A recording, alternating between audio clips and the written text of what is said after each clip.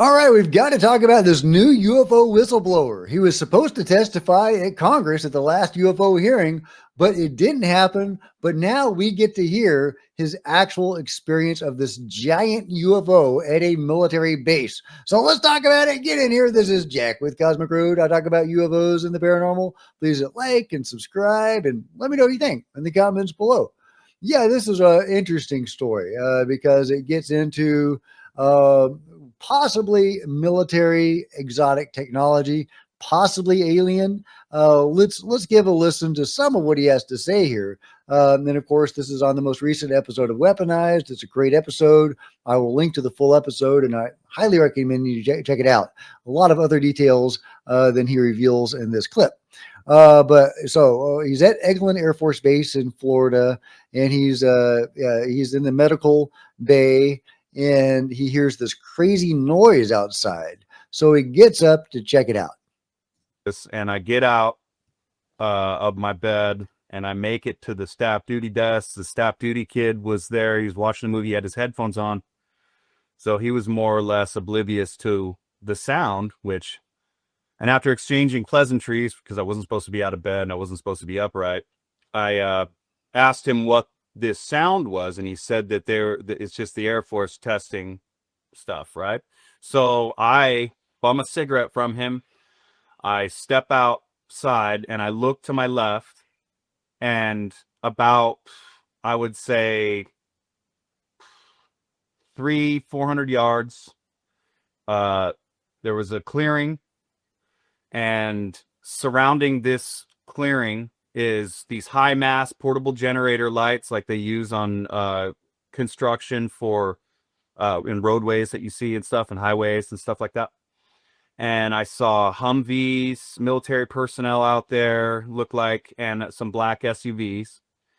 And I see hovering about 15 to 20 feet off the ground, this giant, maybe 300 or so feet in length aircraft.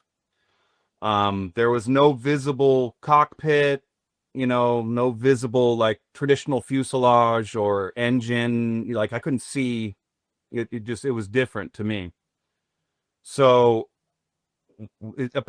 right about the time I get out and I notice this, it hovers. It goes straight up, and when I say hover, I don't mean in a traditional sense. So when you think about any fixed wing aircraft, any bird that we have known to man right now, even a rotary bird, it oscillates when it hovers.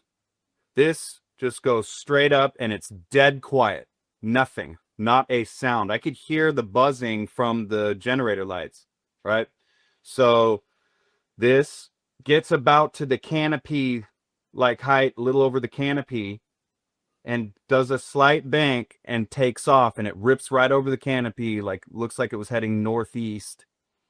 And which I'm guessing, I honestly couldn't remember. Just, I don't know, sometimes you feel like your cardinal directions, like which way's home. Anyway, this aircraft, when it banks, I can see that it's a perfect triangle, and it's gigantic, and it has a white light at each apex of the triangle and a large white light in the center. And it takes off and it zips out of sight. I mean, Mach something we don't know. And I mean, it takes off. And the biggest shock to me at that point was there was no audible report. There was nothing, like something going that fast, it's going to bust the sound barrier, you're going to hear it. And I didn't. I heard nothing. And at that point, again, it was just the buzzing of the generator lights out there.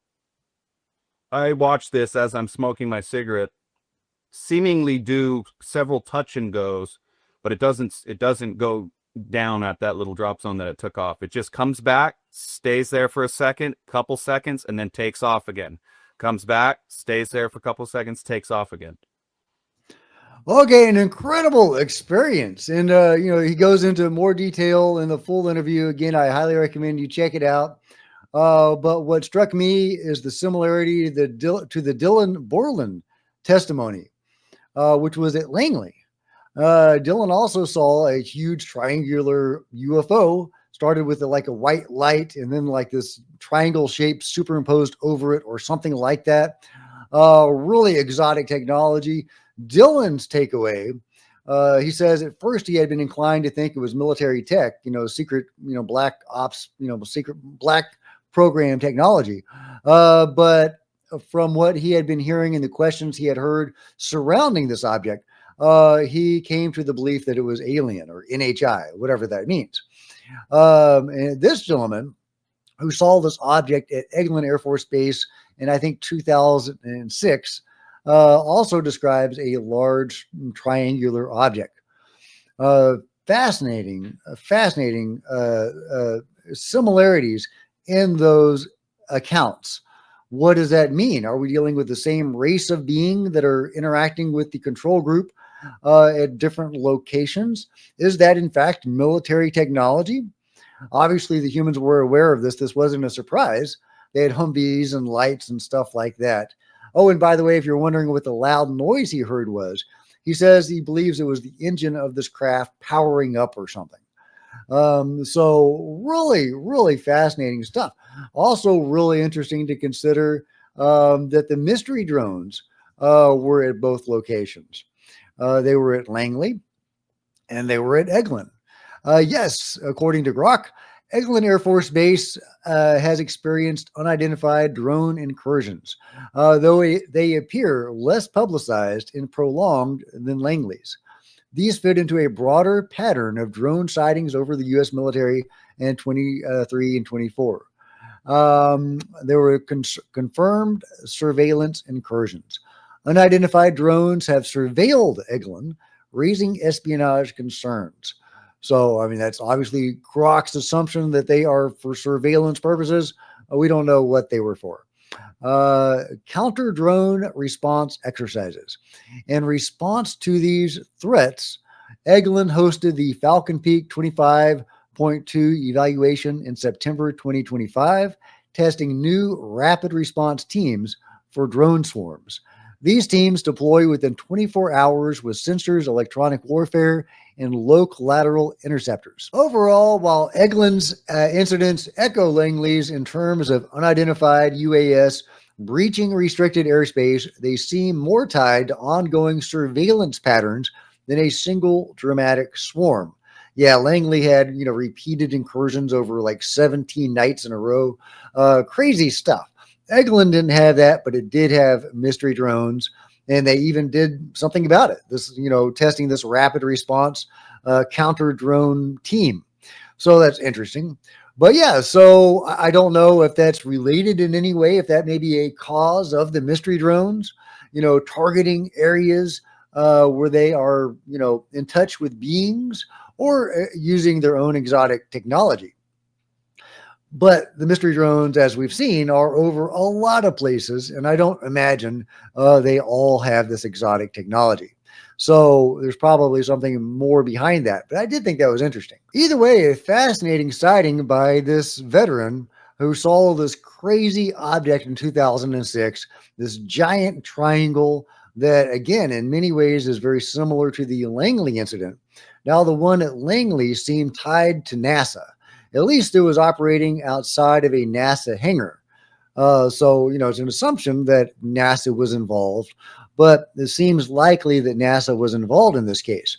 We don't get that information here. So maybe a different group is interacting with these beings at Eglin. Maybe, the control group has many tentacles and it doesn't really matter who the beings are interacting with as long as it's, the same hub of those tentacles. Or maybe it is human technology and we have some really fancy stuff, football field size triangles. We've all heard of the TR-3B. This sounds a lot like that. Is that what we're talking about? It's very possible that that is indeed exactly what we're talking about, and that we're listening to a witness of exotic human operated technology that was either reverse engineered or gifted by the beings. Now, there's a good amount of evidence going back to the 1950s and 60s that beings were working with humans to develop training devices so that human pilots could learn how to fly UFOs, and then presumably assisting humans and, yeah, flying UFOs. Uh, Whether that, again, is stuff that we've developed ourselves or stuff that has been gifted to us, that's a little blurry and unclear. Either way, we do seem to have continued trying to reverse engineer and study these programs, but I think there's so many layers of the onion to the control group that it's entirely likely that people like Bob Lazar and others who have reverse engineered or tinkered with UFOs that have been recovered from retrievals may not be aware of the deeper projects going on, where there are, overt interactions with beings that are operating out of giant UFOs in some cases. For example, the Terry Lovelace case, where he and a buddy were abducted aboard a giant UFO operated by NHI, by beings. However, there were human crewmen aboard that giant UFO. It's a great case. Terry is a really compelling witness, and Lou Elizondo has called him credible and has actually befriended him. And that, again, speaks to the interaction between the control group and the beings. So where the line between human technology and alien begins is really hard to delineate. Unfortunately, I know we would all love firm answers for that. I would love to know for sure what we're looking at with this picture right here. Is that alien technology? If so, what sort of beings are aboard it? In the Dylan Borland case, what sort of beings were operating out of that? Were they Greys? Were they Nordics? I would love more insight into all of that. So let me know your thoughts into it. Let me know what you think about this really compelling new whistleblower in the comments below. Like and subscribe. Hit the bell to be notified of future videos. You don't want to miss a thing. Join me on social media, Facebook and Twitter, links below. Love to see you guys there. If you want to support Cosmic Road in a bigger way, consider grabbing a coffee mug or a t-shirt in the merch store. Become a channel member. Channel members are rock stars, and I really appreciate you guys' support. Thank you. Meanwhile, there's plenty of other videos on the channel. I'll see you next time. This is Jack with Cosmic Road, signing out.